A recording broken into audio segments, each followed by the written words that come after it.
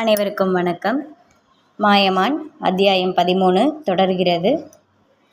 Mister Senthilkumar மகன் இறந்த துக்கம் தாங்காது சிதையில் விழுந்து தானும் தற்கொலை செஞ்சுக்கிட்டாரு. அதை கண்ட அதிர்ச்சியில் கந்தனுக்கு மாரடைப்பு வந்துருச்சு.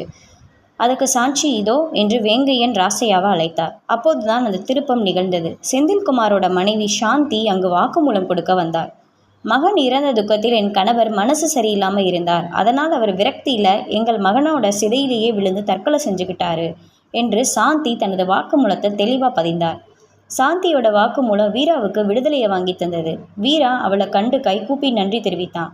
நன்றி தங்கச்சி, நன்றியெல்லாம் வேண்டாம். உங்கள் தோழிக்கு நேர்ந்த கொடுமைக்கு என்னால் சிறு பிராய்ச்சித்தம் என்றவர் திரும்பி பார்க்காது சென்று விட்டார். வீராவின் விடுதலையை பெரிதாக கொண்டாடி விட்டான் செல்வா. எல்லாரும் சந்தோஷமாக இருக்கும்போது செல்வா தனது தாய் மாமனிடம், நான் பொம்மியை காதலிக்கிறேன் மாமா, எனக்கு அவளை கட்டி கொடுங்க என்று பட்டென்று கேட்டுவிட்டான். அட பாவி மகனே, இப்படி தடாலடியாவா பொண்ணு கேட்ப? சுபத்ரா ஆச்சரியத்தில் வாயில் கை வைத்தார். தடாலடியா பொண்ணை தூக்கலான்னு தான் இருந்தேன், ஆனால் என் மாமா பாவம்னு விட்டுட்டேன் என்று செல்வா சிரித்தான். பொம்மி பயத்துடன் தனது தகப்பனை பார்த்தாள். அவளுக்கு அவளது அத்தையின் காதல் திருமணம் பற்றி தெரியுமாதலால் தனது தந்தையை நினைத்து அவளுக்கு திக்கென்று இருந்தது. வேங்கையன் யோசனையாக மருமகனை பார்த்தான். என் பொண்ணுக்கு என்ன சீர் தருவீக மாப்பிள்ள என்று கேட்க, என்னடா இது, பொதுவாக பொண்ணு வீட்டில் தானே சீர் கொடுக்கணும். சுபத்ரா அங்கலாய்க்க, அது பெற்றவங்க பார்த்து வைக்கிற கண்ணாலம், இது காதல் கண்ணாலம்ல. வீரா வேங்கையனுக்கு எடுத்து கொடுத்தான்.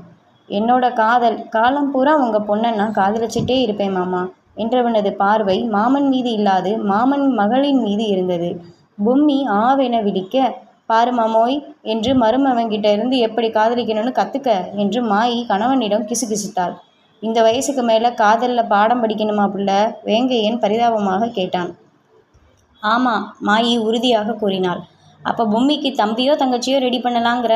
வேங்கையன் மீசையை முறுக்கி கொண்டு கேட்க, அதை கேட்ட மாயி திகைத்து போய் விழித்தாள். இருவரது பேச்சை கேட்டு அனைவரும் சிரித்தனர். மாமா, என்னோட மகனுக்கு வழி சொல்ல சொன்னால் நீங்கள் எனக்கு மச்சானை ஏற்பாடு பண்ண பார்க்குறீங்களே. செல்வா மாமனை கலாய்த்தான். உனக்கு இல்லாத பொண்ணா மாப்பிள்ள, என் பொண்ணை தூக்கிட்டு போய் தாலி கட்டிக்க என்று வேங்கையன் தனது சம்மதத்தை தெரிவிக்க, என்ன பொம்மி ரெடியா என்று கண் சிமிட்டியபடி செல்வா கேட்க, அவள் நாணத்துடன் தலை கவிழ்ந்தாள். என்னது தூக்கிட்டு போயா?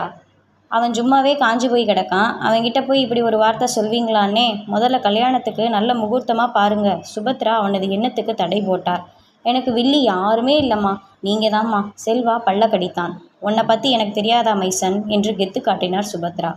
அம்மா, பொம்மிக்கிட்ட பேசவாது செய்யலாமா? சுபத்ரா போனால் போகுது என்று சம்மதம் சொன்னார். செல்வா பொம்மியை அழைத்து கொண்டு செல்லும் போது சுபத்ரா அவனிடம் only speech, no touching, okay my son என்று கத்தி கூற, திரும்பி வரும்போது உங்கள் பேரப்பிள்ளையோடு வர்றோம் என்று அன்னையை கலாய்த்து விட்டு அவன் செல்ல சுபத்ரா ஆவென்று வாயை பிளந்தார். செல்வா பொம்மி இருவரும் மெல்ல நடந்து கொண்டிருந்தனர். இருவருக்கும் இடையில் கனத்த மௌனம் நிலவியது.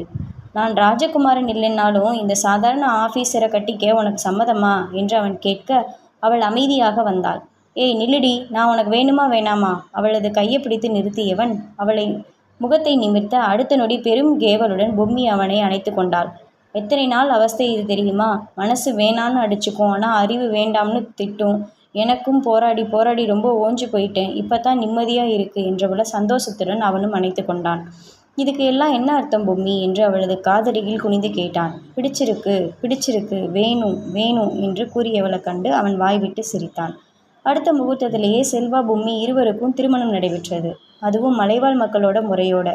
அதற்கு செல்வாவும் தம்பி மணிமாறன் மனைவி சித்ராவோடு வந்திருந்தான். சுபத்ரா சித்ராவிடம் மாயம்மன் அம்மனிடம் வேண்டிக் கொள்ள சொன்னார். இந்த அம்மன் ரொம்ப சக்தி வாய்ந்த அம்மன், நீ நல்லா வேண்டிக்க, நிச்சயமாக உனக்கு குழந்தை வரத்தை கொடுப்பா என்று சொல்ல சித்ராவும் வேண்டிக் கொண்டாள்.